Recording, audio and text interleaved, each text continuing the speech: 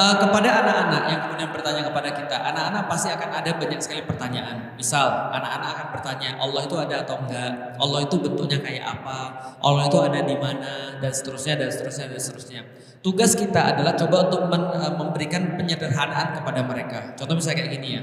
Kalau saya secara pribadi, misalnya kalau ditanya, emang Allah itu ada misalnya? Maka kemudian saya bilang, coba lihat nih misalnya, kamu ada kan? Ada. Kamu yakin kamu ada? Ada. Berarti kamu tercipta sendiri atau kamu ada yang melahirkan, kan gitu kan ya? Pasti akan tahu ya, dia ada karena ada ibu dia, kan gitu kan ya? Atau kalau enggak, lihat semut misalnya. Kalau ada satu semut di sini ya berarti ada kemudian semut-semut yang lain yang melahirkan dia. Ya segala sesuatu lah. Segala sesuatu di dunia ini kan cuma gitu-gitu aja ya. Ada yang pernah bertanya pada saya gini, kiamat itu emang ada atau cuma rekaan agama aja? Kiamat itu memang ada atau rekaman agama aja? Jawabannya sederhana. Ada nggak sih barang-barang yang nggak pernah akan habis?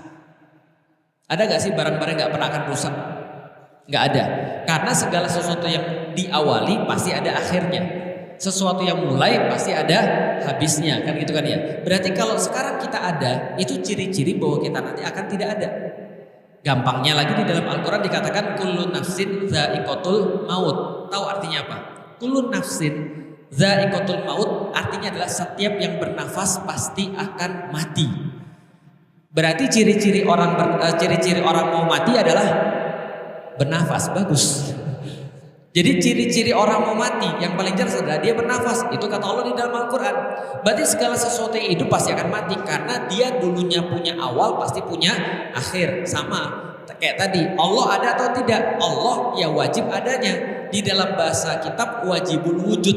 Kenapa wajib adanya? Karena kalau Allah tidak ada juga semua ini. Karena semua ini yang menciptakan adalah Allah. Makanya namanya Khalik. Khalik artinya pencipta. Makhluk artinya yang diciptakan. Itu kalau bagi anak 11 tahun. Bagi anak Gen Z sekarang yang sudah kuliah, mulai agak sedikit ribet nih urusannya nih. Karena mereka bilang, ya itu kan kata lu oleh menciptakan segala-galanya. Kata gua enggak, di dalam sains enggak ada tuh Allah. Oke, kalau gitu coba tanya sama mereka, sains itu kalau gitu berdasarkan dari mana? Jadi kalau ada orang yang ngomong Allah enggak ada, suruh tanggung jawab kalau dia sudah dewasa.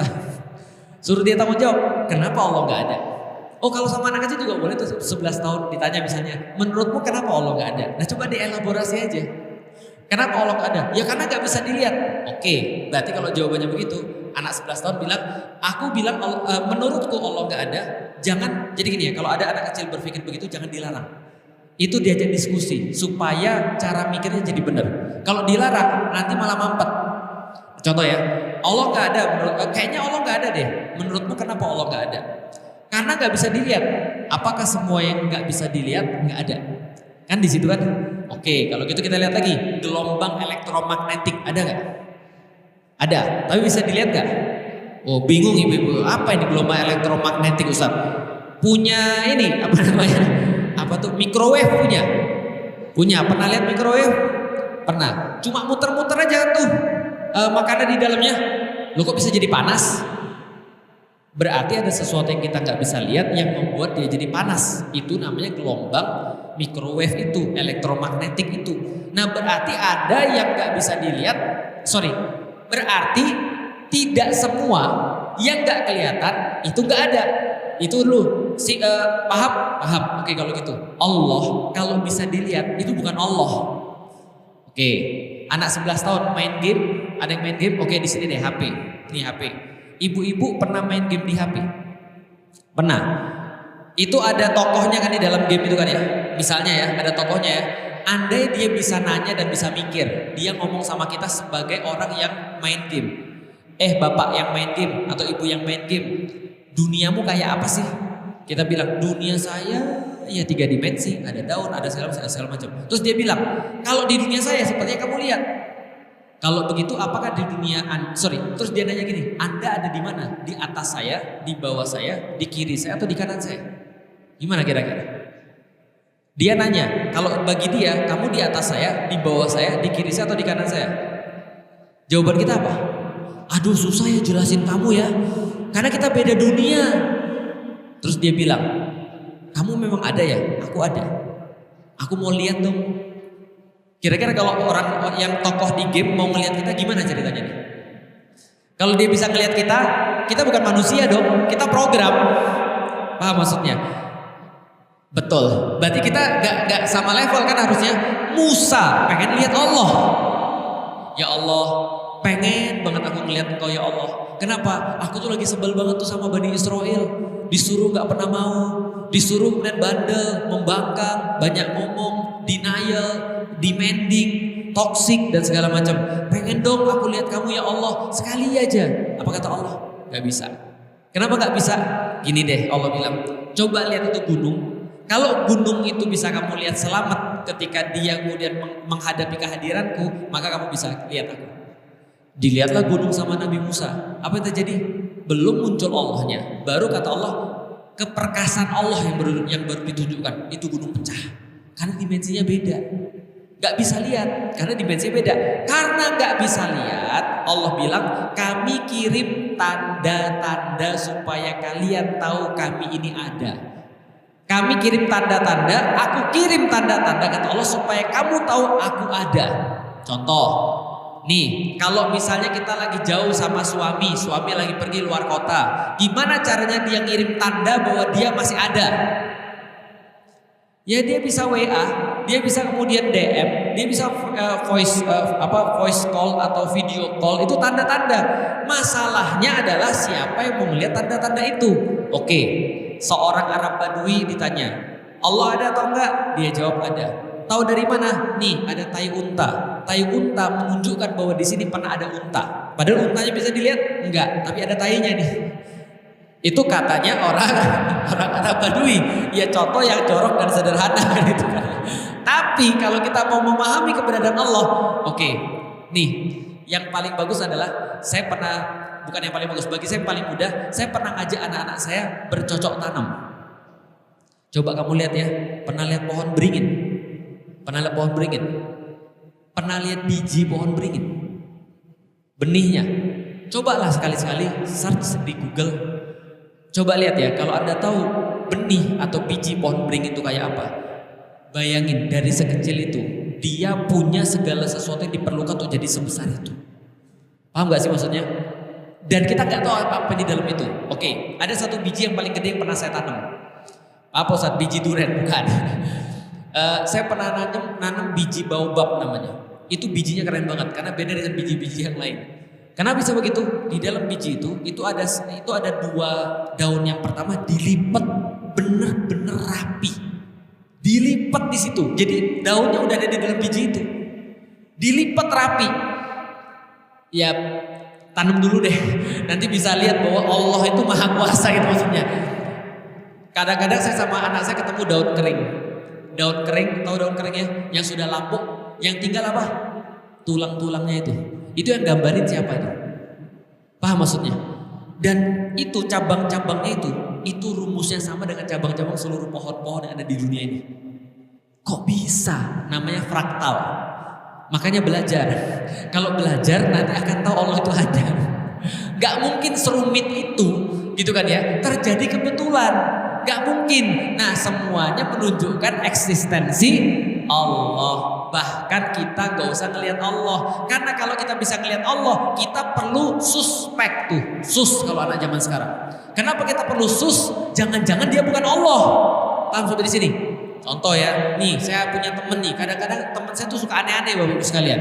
Saya mimpi, bukan saya mimpi. Saya bisa melihat Allah. Sus itu. Kalau gak dia gila, itu kan ya. Sinting, paham Bapak Ibu sekalian? Gimana cerita bisa ngelihat Allah? Kalau dia bisa ngelihat Allah berarti dia satu dimensi. Lah Allah itu gak boleh satu dimensi sama kita. Karena kalau Allah satu dimensi sama kita, dia punya past, present, future. Dia punya atas, bawah, kiri, kanan. Bisa dipahami Bapak Ibu sekalian? Allah itu gak punya dimensi. Makanya dalam sejarah-sejarah para nabi gak ada yang langsung melihat Allah. Yang ada bercakap-cakap dengan Allah. By the way, ibu dan bapak tahu ulama-ulama nyampein kepada kita, Rasulullah nyampein kepada kita juga bahwasanya dari Rasulullah kepada ulama tentunya, bahwasanya kenikmatan yang paling besar di surga tahu apa? Memandang wajah Allah. Karena di saat itu Allah sudah nyamain dimensinya dengan kita. Dan tahu perbedaan surga premium sama surga reguler? Ada. Ada bedanya. Surga reguler itu dalam salah satu hadis itu cuma boleh memandang wajah Allah Senin sama Kamis. Sedangkan orang-orang di surga premium boleh memandang wajah Allah kapanpun mereka suka. Itu adalah kemudian salah satu kenikmatan yang nanti akan dikasih Allah hanya bagi orang-orang yang premium, yang gak dikasih bahkan kepada Nabi Musa. Artinya adalah apa? Ya itu bisa dijelaskan ya. Bagaimana kemudian kita tuh bisa mengetahui sesuatu tuh ada, bahkan kita nggak usah dengerin, kita nggak usah lihat. Saya yakin nih yang di belakang daripada ini, yang di selasar masjid ini ada banyak orang-orang di selasar masjid juga. Dia nggak lihat saya, tapi dia tahu itu ada di dalam orang yang ngomong. Sok tahu banget tuh orang di dalam ngomong gitu. Karena ada suaranya kan. Suara itu adalah tanda-tanda eksistensi. Kira-kira seperti. Terima kasih. Teman-teman sekalian, kemarin ketika di Tarawih saya sampaikan ada keutamaan-keutamaan yang Allah berikan. Bisa jadi pada orang, bisa jadi pada tempat, bisa jadi pada waktu kan itu kan ya. Nah, di Palestina atau di Baitul Maqdis itu terkumpul dua keistimewaan. Pertama, keistimewaan tempat, kedua orang-orangnya. Maka Allah ketika Rasul sampaikan, ingat pernah saya sampaikan satu hadis, Rasul bilang begini. Pada ujungnya pasukan kaum muslimin akan terpusat pada 3 tempat. Ingat kan ya? Yang pertama adalah di Syam, yang kedua adalah di Yaman, yang ketiga adalah di daerah Irak. Jadi ada 3 pasukan kaum muslimin terkumpul di akhir zaman. Maka ketika itu para sahabat yang dengar berkata, "Ya Rasulullah, andai kami masih hidup, kami pilih mana di antara 3 ini? Syamkah, Yamankah, ataukah kami pilih Irak?" Rasul jawab apa, masih ingat? Syam. Dan Syam, oke, bagi semua yang masih belum paham, Syam itu apa sih? Syam itu adalah daerah tanah yang diberkahi. Itu Syam, tanah yang diberkahi. Itu adalah Syam. Syam sekarang itu apa? Gabungan daripada Palestina, Jordan, Libanon, Suriah, dan sedikit bagian daripada Irak sama Sinai, Mesir. Itu adalah Syam. Di antara bagian Syam ada bagian kecil yang lebih istimewa, namanya Baitul Maqdis. Kawasan Baitul Maqdis. Nah, itu nanti kalau mau tahu ada di sini nih dibahas. Kawasan Baitul Maqdis. Di antara kawasan Baitul Maqdis ada yang lebih istimewa, namanya kota Baitul Maqdis atau Yerusalem. Di antara Yerusalem atau kota Baitul Maqdis ada yang lebih istimewa lagi, namanya Masjidil Aqsa atau kompleks Baitul Maqdis. Oke, jelas sampai di sini. Kita balik lagi pada hadis tadi. Rasul katakan, pilihlah Syam. Apa kata Rasulullah? Terkhusus Baitul Maqdis ya. Karena kata Rasulullah, karena Allah menjadikan tempat itu baik. Dan ditempatkan di tempat baik itu orang-orang yang terbaik. Jelas sampai di sini ya. Berarti itu sudah hajatnya Allah, bukan hajatnya kita. Udah urusannya Allah, bukan urusan kita. Artinya di situ pasti akan tetap muncul orang-orang baik. Makanya saya bilang, kenapa kita tuh sekarang berhutang pada Baitul Maqdis? Karena Baitul Maqdis tunjukin kepada kita kemustahilan. Bayangin. Kalau andaikan Bogor di karpet bombing kayak di Gaza itu, saya pikir kita mungkin sudah bukan hanya selesai semua lagi ya, udah hilang tuh semua dari Bogor. Tapi mereka di karpet bombing, banyak anak-anak meninggal. Kemarin berapa? 16.000 minimal anak-anak meninggal. Ada yang bilang 32.000 anak-anak meninggal. Artinya apa? Anak-anak meninggal begitu banyak, tapi Allah hadirkan dari rahim orang-orang yang ada di Palestina, di Gaza. Coba cek kelahiran di Gaza, jarang kelahiran ibu anak 1. Coba cek 2 kembar, 3 kembar, kayak gitu-gitu. Karena Allah memunculkan orang-orang terbaik dari sana. Lah kalau kita mikir, gimana cerita mereka bisa sekuat itu? Nah, karena kenapa mereka bisa sekuat itu? Karena Allah yang langsung kuatin mereka. Nah, kalau ada yang pergi, yang saya temui selama ini, semua orang-orang yang pergi dari Palestina punya komitmen luar biasa terhadap Palestina. Karena mereka tahu mereka sedang memegang beban kita. Mereka tahu mereka sedang menjadi contoh di antara seluruh penduduk dunia. Contoh salah satunya yang sering saya sebut di dalam buku ini juga sama, Profesor Abdul Fattah Al-Awaisi. Itu diusir dari Baitul Maqdis, dia diusir daripada kemudian tempat kelahirannya selama lebih daripada 40 tahun. Justru ketika diusir itulah beliau jadi bergelar profesor. Dapat dari mana gelarnya? Dapat dari Inggris. ketika dia belajar di Inggris. Inggris justru adalah yang pertama kali menghujamkan pisau ke dalam jantung Baitul Maqdis. Tapi dia dapat dari sana. Dia berjuang dari luar kemudian membangun orang, termasuk sampai di sini ilmunya. Artinya adalah apa? Orang-orang yang pergi kebanyakan komitmen. Dia punya anak sudah doktor, bapaknya profesor, anaknya doktor. Semuanya bahas tentang Baitul Maqdis. Ada orang-orang Baitul Maqdis yang ada di Indonesia, orang-orang Palestina. Mereka juga sama melanjutkan perjuangan dan semua mereka ditanya sama. Kamu mau kerja di mana? Kalau bisa balik, aku akan balik ke Baitul Maqdis. Mereka belajar teknik elektro, mereka belajar pertanian, mereka belajar segala macam. Semuanya untuk tadi, untuk mereka persembahkan untuk agama Allah. Artinya tempat orang-orang sana itu orang-orang yang kecerdasannya di atas rata-rata. Jadi kalau terjadi brain drain, itu bukan brain drain sebenarnya. Jadi gini ya, terakhir saya akan nyampein tentang materi ini. Teman-teman tahu bahwasanya kalau sekarang ada hashtag kabur aja dulu, itu kan ya. Kabur itu gak senantiasa negatif loh. Kabur itu gak senantiasa negatif. Karena kenapa? Ketika kita tidak punya pilihan lagi, ingat ya, ketika kita tidak punya pilihan lagi dan kita punya prinsip kebenaran yang harus kita pertahankan, maka cara satu-satunya memang kabur. Contoh, Ashabul Kahfi itu kabur. Paham ya maksudnya ya? Ketika mereka mendapatkan kezoliman, mereka gak bisa ngubah, mereka kabur. Allah yang nyelesain semuanya. Siapa lagi? Nabi Muhammad dalam tanda kutip kabur. Kenapa? Menyaksikan kemudian kezoliman di tengah-tengah masyarakat Arab pada saat itu, beliau gak bisa kemudian di situ, maka beliau naik ke atas Hira, bisa ngelihat secara langsung, secara fisik dan bisa berkontemplasi bagaimana caranya untuk menyelesaikan. Yang berikutnya yang sangat terkenal adalah Imam Syafi'i. Imam Syafi'i ketika ada fitnah khalqul Quran, fitnah bahwa Quran adalah makhluk menurut pemerintah pada saat itu, beliau keluar dari Baghdad menuju kepada Mesir. Di Kairo itulah beliau kemudian mengembangkan mazhab Syafi'i yang kemudian semacam kayak ijtihad barunya beliau dan menyiapkan murid-murid yang nanti akan memperbaiki kondisi kaum muslimin. Artinya tidak serta-merta kalau ada yang keluar itu adalah brain drain selama prinsipnya tetap benar. Nah, jadi teman-teman juga sama. Nasionalis itu nggak mesti di Indonesia, paham ya? Karena banyak orang-orang Indonesia yang di pejabat sekarang juga nggak nasionalis. Paham sampai di sini? Dan kita kan males banget kalau misalnya ada orang-orang yang nggak nasionalis terus ngata-ngatain orang lain nggak nasionalis gitu. Itu kadang-kadang menjadi problematika kita yang sekarang. Jadi itu ya. Jadi insya Allah yang keluar yang saya lihat selama ini sih membangun kembali kemudian atau menyiapkan segala sesuatu untuk bisa membenahi atau membebaskan Baitul Maqdis. Dan yang paling penting Profesor Abdul Fattah nitipin kepada kita. Apa yang beliau titipin? Kita berada di Indonesia atau siapapun yang berada dimanapun, Baitul Maqdis itu adalah satu tempat.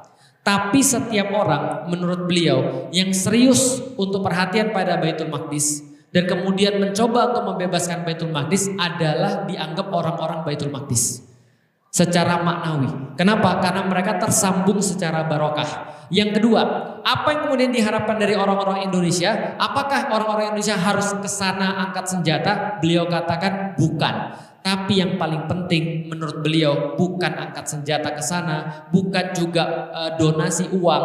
Walaupun kita tahu pasti nanti ujung-ujungnya Baitul Maqdis akan dibebaskan dengan jihad, pasti. Tapi bukan itu dulu. Beliau mengatakan jihad itu adalah ujung. Di bawahnya jihad ada perjuangan politik. Di bawahnya perjuangan politik yang sekarang kita lakukan di Masjid Al-Muttaqin, yaitu adalah jihad ilmu. Karena tanpa ini maka kita tidak akan punya fondasi yang kuat untuk bisa menegakkan segala sesuatu yang ada di atasnya. Gitu ya.